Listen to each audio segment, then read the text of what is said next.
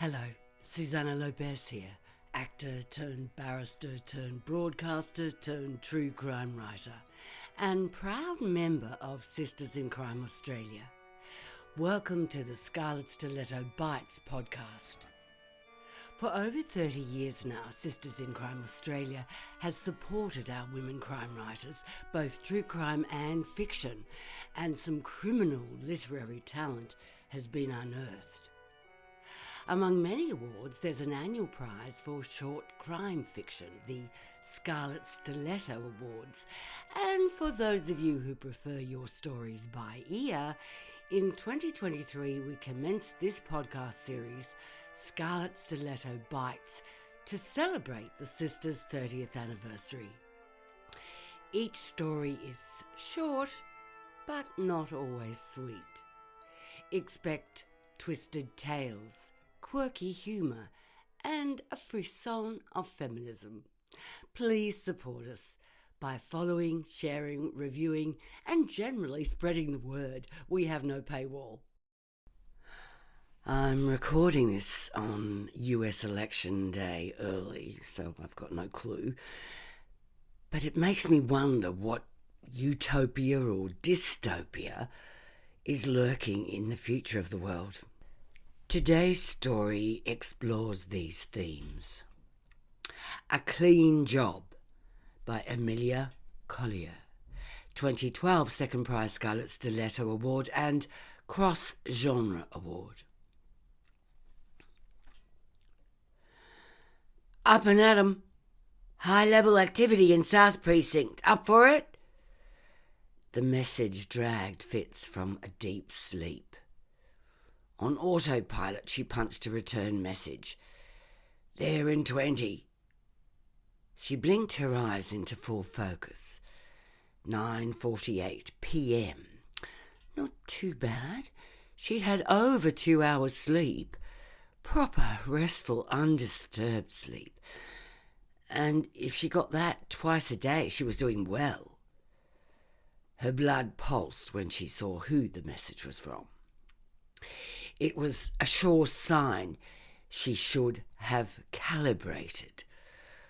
Once a day was all that was recommended, but something about Max still pushed through all standard barriers. Fitz zipped up her jacket, pulled on her boots, splashed water on her face and sculled a cup of cold black coffee. Then she checked and packed her mobile calibrator, the tranquilizer, and slipped Marilyn into her belt holster.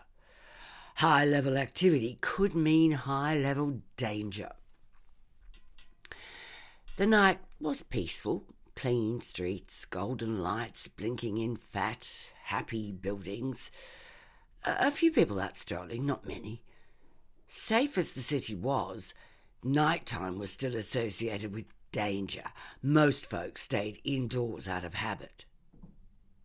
Fitz exited the compound, took a left and headed west along 5th. She was not far from the South Precinct. It was the cheaper end of town, the only place she could afford to live, alone. She skimmed the road, enjoying the speed. The motorbike was light and supple, responding to every flinch of her muscles. You need to calibrate when you get off that bike, Max had observed dryly when she first saw it. It gives you far too much pleasure, bordering on illegal, I'd say. It's not pleasure, Fitz was quick to correct her. I appreciate the efficiency, that's all. It means I can do my job faster and better. Uh-huh. Max was unimpressed, but had taken the time to run her hand lightly over the bike's body. Fitz focused on the picture. Max's hair falling loose on one side, her long pale fingers lingering on the leather seat. She would use the image later. She liked to calibrate in heightened states. It was difficult, sometimes painful, but it made her immunity stronger. She lasted a long time in this job, longer than most. She was determined to keep it that way, and to do that she had to stay strong. Fitz squeezed the accelerator and felt Marilyn nudge against her thigh. There was a certain comfort in that. "Ms. Knight Rider herself," Max greeted her, taking a last drag on a cigarette, stubbing it out and stowing it in the portable ashtray she carried everywhere. They both indulged in controlled, risk-taking behaviour. They could both get away with it because of the nature of their jobs. Working alone and unsupervised had its perks. "What's the scope?" Fitz clicked the bike off and swung her leg over. 5 reports, 5 different residences, calibrators in each place going off the dial. External? Nothing much. Footsteps, smattering of laughter, one unidentified sound, possibly a shriek or a holler. Well, which was it? Well, does it make a difference? More likely male or female? No, Fitz, Max sighed, fixing her with a dirty stare. I can't confirm whether the unidentified sound was a shriek or a holler. Fitz shrugged. Which would you prefer? Max asked, arching one eyebrow. I don't care either way. Different approaches, that's all. The more we know, the easier it is. Oh, you're all work tonight, aren't you? I'm always all work. Max raised her eyebrow again. Sometimes the flirtation could break down Fitz's guard, get a few jokes happening, but not tonight. Fitz secured her bike and double-checked her equipment. Which way, partner? Max's clipped tone showed that she was annoyed, but back on track, her mind on the job.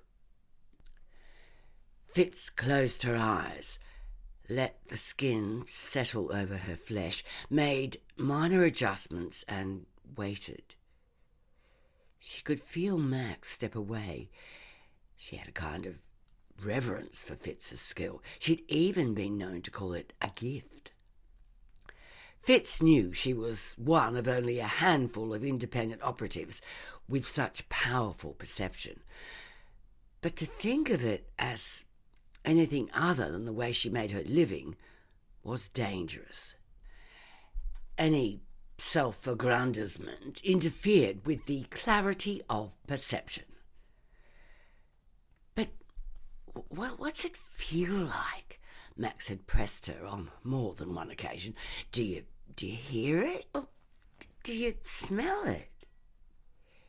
In a rare moment of self-disclosure, once, at the end of a long night shift, Fitz told her, as much as she'd ever told anybody, it resonates.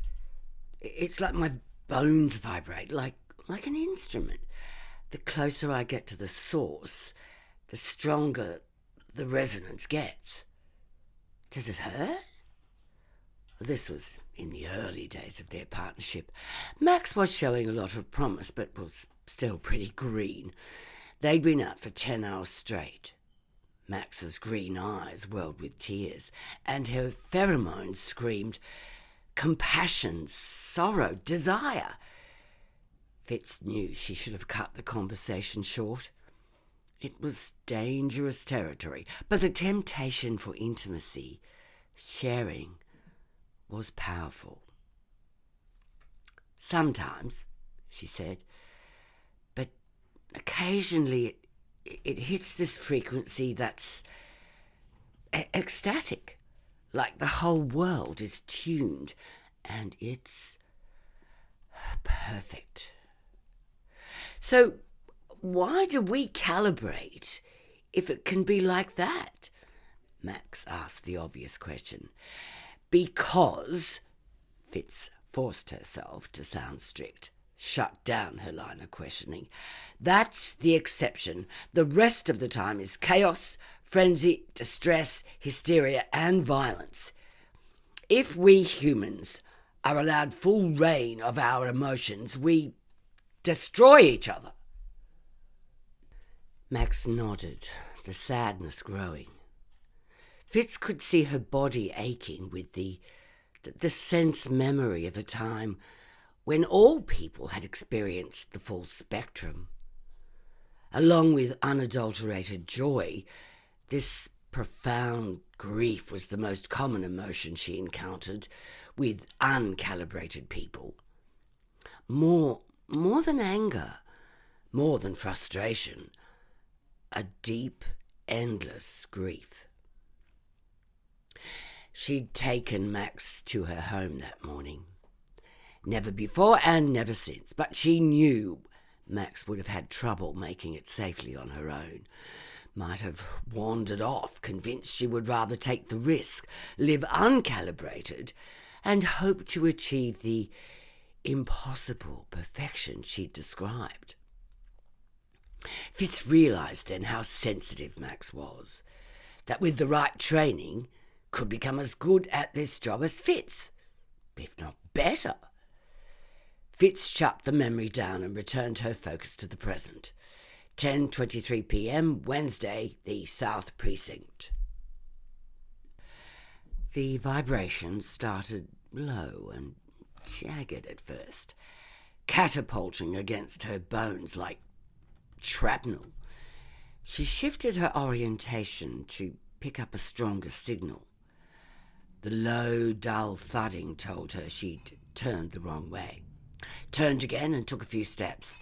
The jagged pulses returned, increasing in frequency.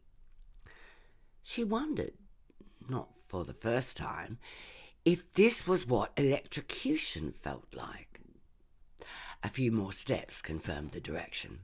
She opened her eyes, nodded to Max, and they moved in silence, deeper into the compound.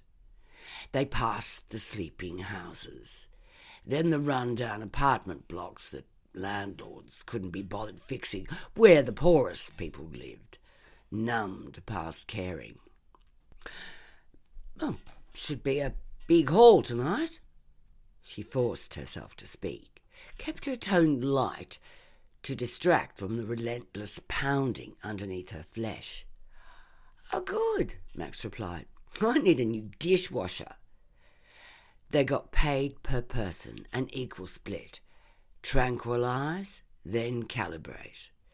The mobile calibrators sent a report through to Central, and they clocked up credits. They could trade those credits for goods or cash. The majority of the population was happy to self-calibrate, didn't give it a second thought, terrified of living any other way. Crime was unheard of among the calibrated.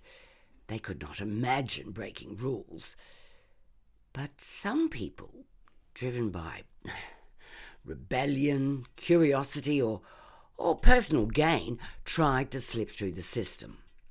Independent operatives were paid well to track these types down and keep the city safe. Fitz longed to work alone, but it was not permitted. Central insisted on partnering every operative.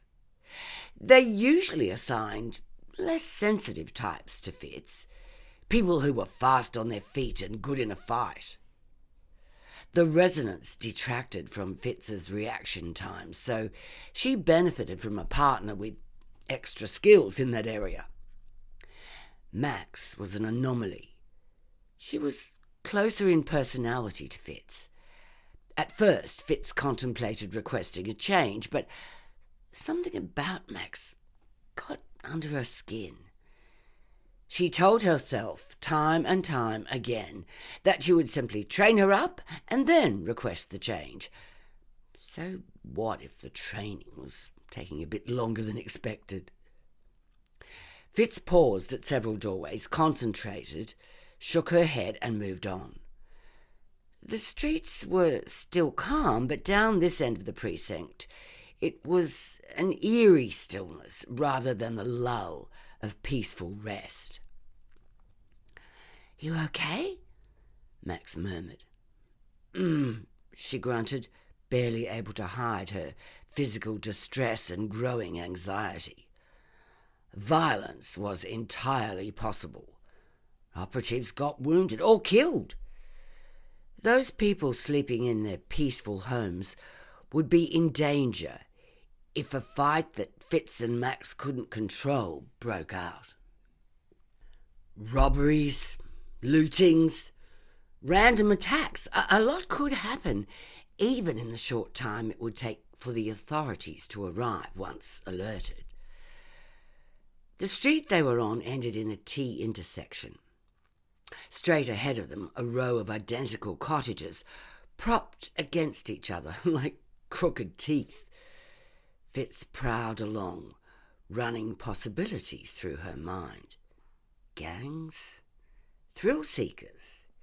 In these run-down and hidden parts of the city, you often found groups of young people experimenting, seeing how many days they could go uncalibrated without being caught, trying to outdo each other with extreme acts, usually involving sex, violence, or both.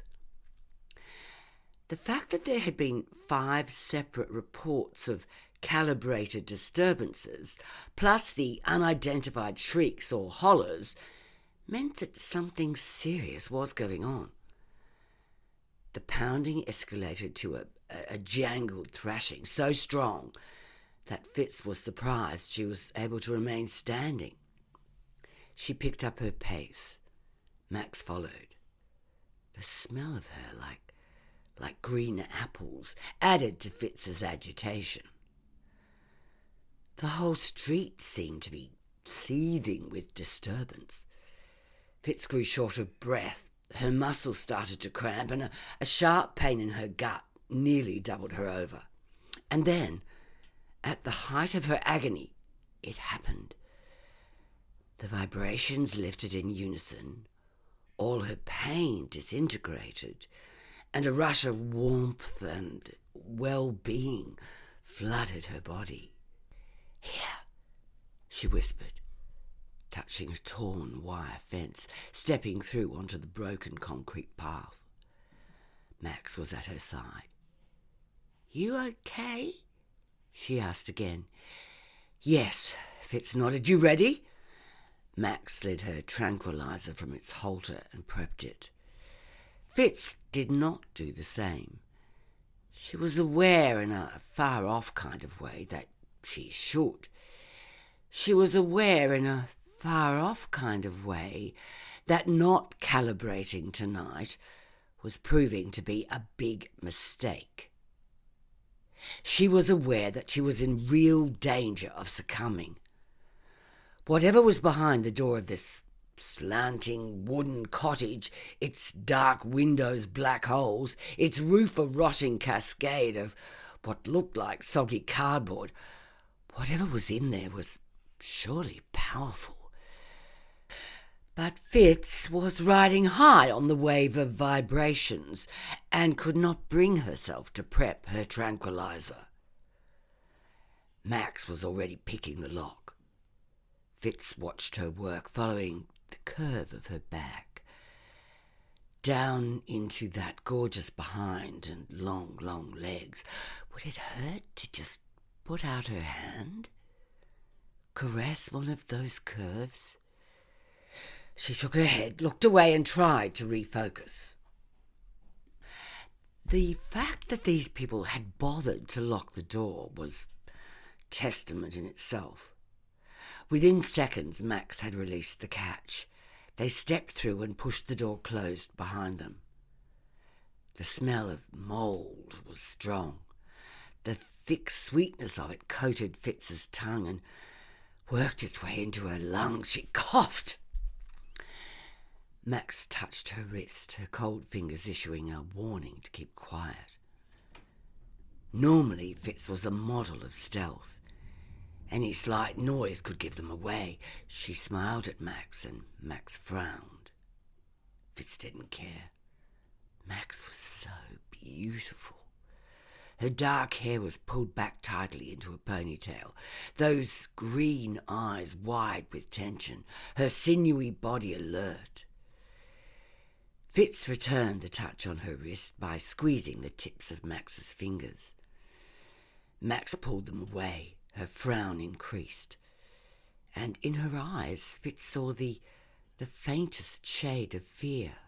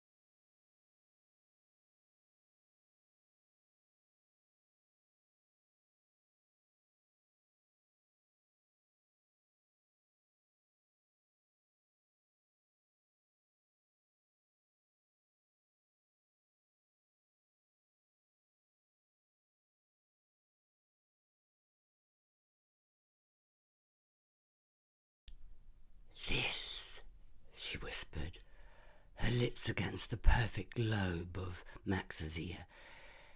"This is what it can be. This is what we can be." Yes, Max's voice was part of the sublime music. Their mouths searched, found each other, and melded into a kiss. Fitz pulled away, but only to find the release point on the wall and push through to where the music was loud and live. In front of them was a small room. It was packed with people, crowded around a makeshift stage, constructed out of old wooden pallets and sheets of chipboard. The 5 performers pulsed with joy, the room buoyant with their syncopated melodies and rhythms. Fitz added her voice to the hollering. Oh, this was the way to live. She stepped into the crowd, hungrily seeking contact with her fellow joy-seekers. Faces shining with sweat smiled back. She turned and reached out for Max to draw her in to the place where she also deserved to be. Their eyes locked, and Fitz registered Max's confusion. Max was overwhelmed. This much emotion and anathema to her still calibrated state. Fitz raised her hands, palms up, laughing tears. trying to give the sign to surrender. Then she saw the flicker of movement. Max was reaching for her tranquilizer, and her giddy joy snapped into rage. Max wanted to stop the joy. She was still weak, more willing to be a passive pawn in the giant system than take the risk and step out. A howl of anger ripped from Fitz's body, for herself, for all of them, the insipid state of the human race that now limped on as a pallid version of its full nature. To survive meant either succumbing to that numb state or moving beyond it and be willing to always be alone, relying on no one and nothing else. That was the only way Fitz knew how to live. She grabbed for Marilyn, the black gun heavy and warm under her hand, and squeezed. 1, 2, 3, directly into Max's heart. Fitz saw the brilliant light of panic in Max's eyes as she fell. Blood sprayed in a slow motion, as if in time to the music. It was stunning, the colour, like party streamers exploding at a kid's birthday. Fitz cried out with joy that death could be so beautiful. Then Max hit the floor, and Fitz rode the rush of endorphins as her own state shifted once more, crashing down into black sorrow. Max had been getting far too close. Letting someone in like that was a death wish. It diminished her capabilities, not to mention that Max was a threat. If her skills were allowed to fully develop, she could take over from Fitz, become number one. Either way, Fitz had recognised that she had to take Max out, and knew that she'd only be capable of the deed while on a high. Tonight was the night. No calibration meant she'd slipped into the ecstatic state, and hate was the flip side of love. Fitz knew that wanting to destroy Max in a moment of pure rage would be natural and easy to act on. Her plan had worked. Max was no longer a threat. The room of people inhaled a simultaneous breath of shock before breaking into chaos. Fitz fired her gun at the stage, hoping to scare the musicians into staying still, prevent a stampede. She shot the singer, the trumpet player, and the bass player. The drummer and pianist both hit the floor to dodge further fire. Fitz let Marilyn clatter to the ground. 4 dead was enough. She groped for her tranquilizer. Ripping it from its holster, she started firing and managed to spray enough ammunition across the room to knock out the first wave of screaming people. Bodies floated to the floor, and Fitz carried on, pumping the tranquilizer until everything was still. Then she pulled the calibrator from its holder and swiftly ran it over her body. Mobile calibrators like this were rough, as they were not tuned to their owners. Fitz never liked to use this one on herself and only resorted to it in emergencies. This, she thought dully, as the numbing wave spread through her body, would probably qualify as an emergency. Once she had calibrated the room, Fitz was able to carry out the necessary arrangements. She contacted the authorities, informed them that the situation was now under control. She told them that the singer had pulled a gun when she'd seen Max get out her tranquilizer, that Max had been shot, and that then she, Fitz, had lunged for the gun, grabbed it and fired on 3 of the musicians, that she had then managed the rest of the crowd with her tranquilizer. No one would bother to question her story. She was regarded as one of the best operatives on the job. There was no need for her to wait around. Fitz surveyed the room, now filled with slumped bodies, which only minutes earlier had been bouncing to the sound of jazz. Women with bursts of pink lipstick and full satin skirts, and men hair slicked wearing freshly ironed shirts and crisp pinstriped suits. The sound of slow and gentle breathing enhanced Fitz's calibrated state of calm. She stepped toward Max's body and paused. Looking down, Fitz saw her hands were shaking. But her mind was clear. Max had been in the wrong place at the wrong time. Working as an operative came with risks, and this was one of them. Exposure to heightened emotion, of any form, was dangerous. That was what they worked for. That was what they fought for. That was what she had died for. She had died in the line of duty. The most inconvenient thing was that now Fitz would have to find, train, and learn to trust a new partner. That would not be easy. Fitz pressed Max's eyelids shut. Involuntarily, she stroked her cheek. It was still warm. She put her hand to her own face and felt the powdery traces of Max's drying blood. She left the music room, climbed the steps, pushed herself back up into the kitchen and walked briskly out of the little cottage. A blanket of true calm had returned to the night in South Precinct. She had brought that calm. A click of satisfaction in her mind registered a job well done.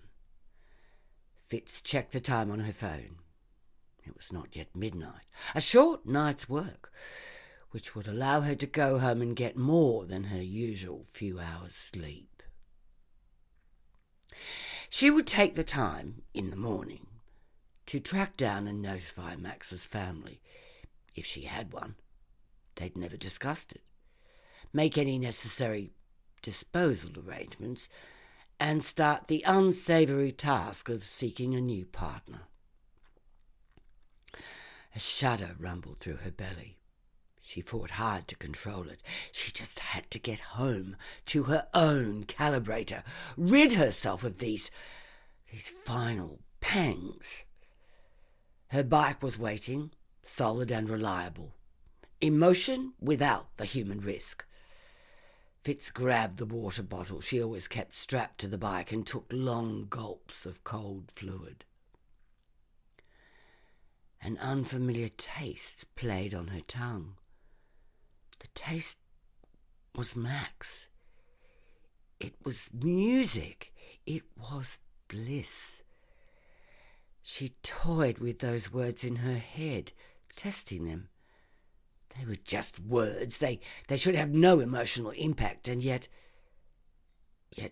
something lingered. Fitz filled her mouth with water, rinsed and spat it out. She got on her bike and revved it into life. The air was warm, a gentle wind brushing her body as she sped home. Something was wet on her face. She knew they were tears, and she knew that tears signified sadness. Next time she would not let someone penetrate so deeply. By the time Fitz got home, the tears had dried. She ran up the steps 2 at a time, calibrated, and then took a long hot shower. Watched the water turn from rust to pink and finally run clear. Scrubbed her skin till it stung, leaving no vestiges of the night. Until she was clean. The end. Thanks so much for listening. We'd love to get your feedback and we'd love to reach more listeners. Our website is sistersincrime.org.au and our email address is admin@sistersincrime.org.au. Until next Friday then, when we bring you another scintillating story from Australian women crime creative.